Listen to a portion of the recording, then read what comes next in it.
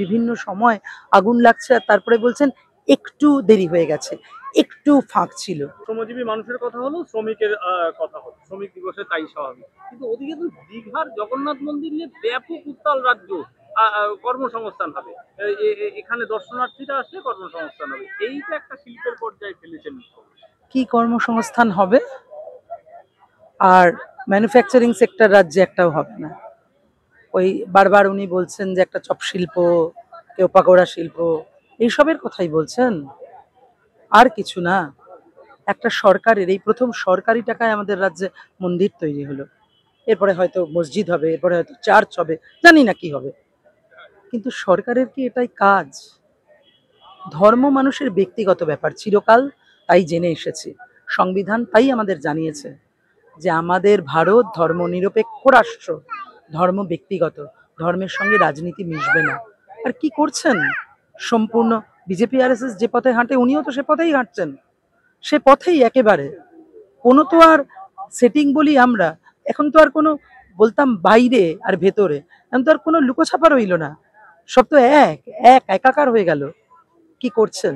গণশক্তি একটা খবর ছেপেছিল যে ওখানে নিরামিষ খাবার দাবার এবং বিভিন্ন ধরনের, সারা গোটা দিন দেখা গেল কুণাল ঘোষ তিনি পমফ্রেট মাছ থেকে শুরু করে একদম মটন পর্যন্ত গোটাটা দেখালেন যে ওখানে আমিষ খাওয়া হচ্ছে।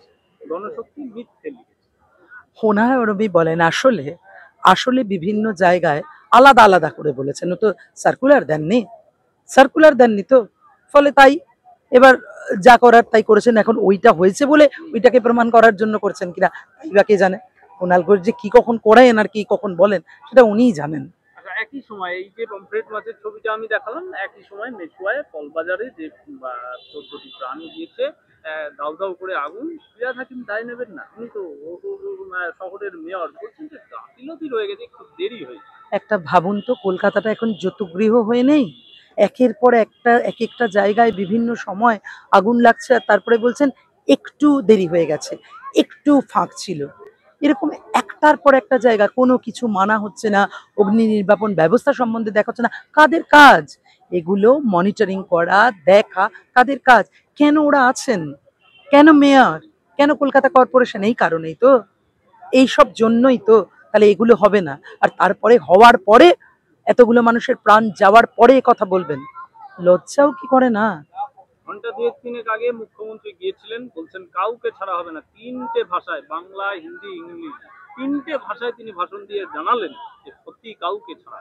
3টের বদলে 33টা ভাষায় ভাষণ দিলেও আসলে আসলে এই তোলাবাজি, দুর্নীতি এগুলো যেভাবে আছে না, যেভাবে বেআইনি কাজকে আইনি করবার জন্য ওনাদের প্রক্রিয়া আছে, বেআইনি কাজ চিরকাল চলতে দেওয়ার মতন প্রক্রিয়া আছে। আপনি বিভিন্ন জায়গায় দেখবেন কলকাতার, তাহলে বুঝতে পারবেন ইললিগাল কনস্ট্রাকশন কিভাবে হচ্ছে। আমরা দেখলাম না গার্ডেন রিচে, বিভিন্ন জায়গায় আমরা দেখলাম না, আমাদের সাউথ ক্যালকাটায় দেখলাম একটার পর একটা। আর তারপরে বলছেন কাউকে ছাড়াবে না। ওখানে কাকে কাকে ধরে কাকে কাকে শাস্তি দিলেন, কি কি ব্যবস্থা নিলেন, কোনটা আছে? একের পর এক হয়ে যাচ্ছে আর উনি বলে যাচ্ছেন। ভাষণ দিতে তো আর কোনো অসুবিধে নেই না।